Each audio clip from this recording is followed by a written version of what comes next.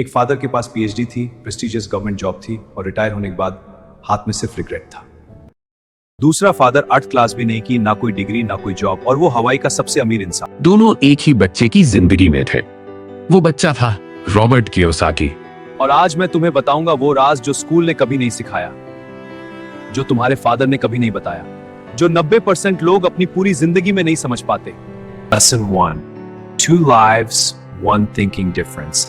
This simple truth can change everything. पापा, आप इतने पढ़े लिखे कैसे हुए? बेटा, मैंने बहुत मेहनत की। ये सब किताबें मेरी सहेली हैं। वाह, शिक्षक होने का ये मतलब है।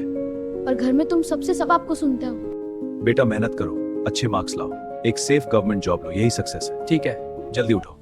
लेकिन रॉबर्ट के दोस्त माइक का फादर, रिच फादर, कभी स्कूल नहीं गया पूरी तरह। फिर पूरे हवाई के सबसे बड़े बिजनेसमैन में से एक को। एक फादर कहता था जॉब लो, दूसरा फादर कहता था बिजनेस बनाओ।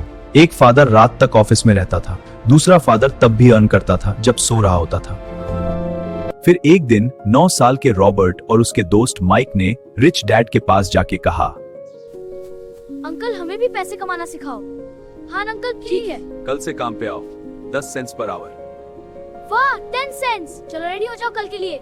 पहला हफ्ते काम किया, सैलरी मिली 10 सेंट्स। दूसरा हफ्ते फिर काम किया, फिर 10 सेंट्स। तीसरे हफ्ते अब से कोई सैलरी नहीं, फ्री में काम करो।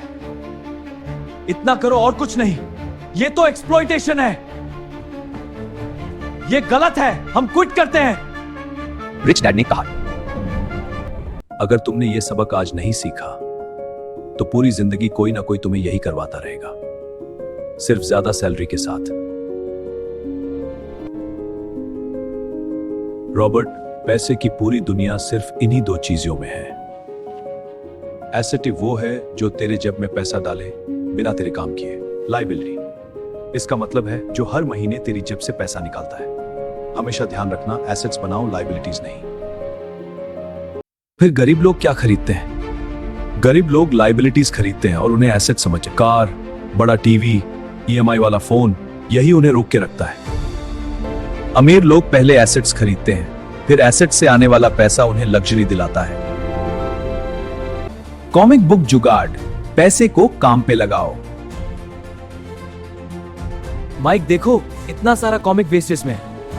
हाँ, आइडिया मस्त है, बेसमेंट में लाइब्रेरी बना सकते हैं। सिर्फ 10 सेंट्स, बस पढ़ने के लिए। देखा, चालू हो गया बिजनेस। चलो पहले कलेक्शंस काउंट करते हैं। ये रहे नए कॉमिक्स, इन्हें अरेंज करते हैं। सेल्स चेक करते हैं, कितना हुआ। वाह, बिना अपने एम्प्लॉय से भी ज्यादा। ये बिजनेस से जबरदस्त है। यह है कैपिटलिज्म, यह है अमेरिका पहला सीधा रास्ता। जी पापा, अब समझ आया। बस मेहनत करते रहो। लेसन 2, रैट रेस, वो ट्रैप जिससे कोई नहीं निकलता। सालों बाद पापा एक चीज नोटिस की, आपकी सैलरी बढ़ रही थी फिर भी पैसा खत्म हो जाता था।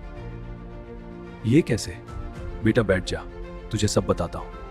देखो, लोग जॉब करते हैं, सैलरी मिलती है, बिल आते हैं, कुछ बचा तो नया फोन लिया, नया सोफा, वेकेशन गए, महीने के एंड में 0।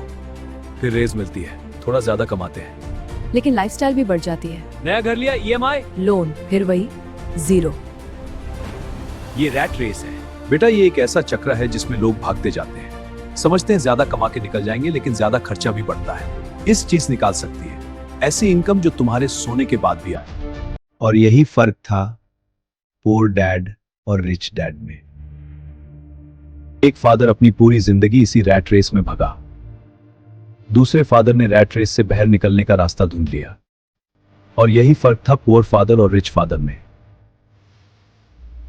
बेटा, जिंदगी में सफलता पाने के लिए हर मुश्किल का सामना। काफी बातें इन्वेस्टमेंट में लॉस हुआ, लेकिन मैं सीखता रहा। अब मैं अगले स्टेप के लिए तैयार हूं। उसने बिजनेसेस शुरू किए, फेलियर्स भी आई, लेकिन हर बार कुछ नया सीखा। एक वक्त आया, उसकी प्रॉपर्टी से इतनी इनकम आने लगी कि उससे जॉब की जरूरत ही उम्र में फाइनेंशियली फ्री था। और पुअर डैड, वो रिटायर हुए और रियलाइज किया कि उनके पास पेंशन के अलावा कुछ नहीं था। उनका घर जिस पे वो इतना प्राउड थे, वो बिक चुका था मेडिकल एक्सपेंसेस में। पुअर डैड की पूरी जिंदगी की मेहनत सिर्फ एक्सपेंसेस में खत्म हो गई। वो कहते थे, कश मैंने रिच फादर की बात सुनी होती, लेकिन तब तक बहुत देर हो चुकी थी। तो अब एक सवाल तुमसे पूछना चाहता हूं। अगर कोई तुमसे पूछे, तुम्हारा घर एसेट है या लायबिलिटी, तुम क्या कहोगे? अगर तुम्हारी सैलरी सिर्फ बिल्स में जाती है, तुम रैट रेस में हो। अगर तुम्हारी कार लोन पर है, वो लायबिलिटी है। मतलब अगर तुम ईएमआई पर फर्नीचर, फोन या बाइक खरीदते हो तो तुम रैट रेस में हो, तो फिर एसेट्स बनाओ, रैट रेस से बाहर निकलो। ये सब जानने के बाद अब तुम वही नहीं रह सकते जो पहले थे, क्योंकि अब तुम्हारे पास वो चीज है जो पूर्व फादर के पास कभी नहीं थी, अवेयरनेस। और अमीरी का पहला कदम अवेयरनेस ही है। 5 चीजें हमेशा याद रखना। 1, पैसों के लिए मत दौड़ो, पैसों को अपने लिए दौड़ाओ। 2, पहले एसेट्स बनाओ फिर खर्चो, सीधा सैलरी से मत खर्चो। तुम्हारा घर तब एसेट बनेगा जब वो तुम्हें पैसा देगा, तब नहीं जब सिर्फ ईएम लेगा। रैट रेस से बाहर निकलना एक डिसीजन है, एक दिन का नहीं, एक हैबिट का। फाइनेंशियल एजुकेशन सबसे पावरफुल इन्वेस्टमेंट है जो स्कूल ने कभी नहीं दी। एक लास्ट सवाल अभी इस वक्त, तुम पोर फादर की सोच से जी रहे हो या रिच फादर की सोच से? और अगर ये वीडियो तुम्हारे किसी काम आया तो अपने उस दोस्त को शेयर करो जो अभी भी सिर्फ सैलरी पे डिपेंड कर रहा है। शायद ये वीडियो उनकी जिंदगी बदल दे। मिलते हैं अगले वीडियो में, तब तक सोचते रहना। और ऐसी फाइनेंशियल स्टोरीज के लिए मनी स्टोरी शॉर्ट्स चैनल को सब्सक्राइब करना।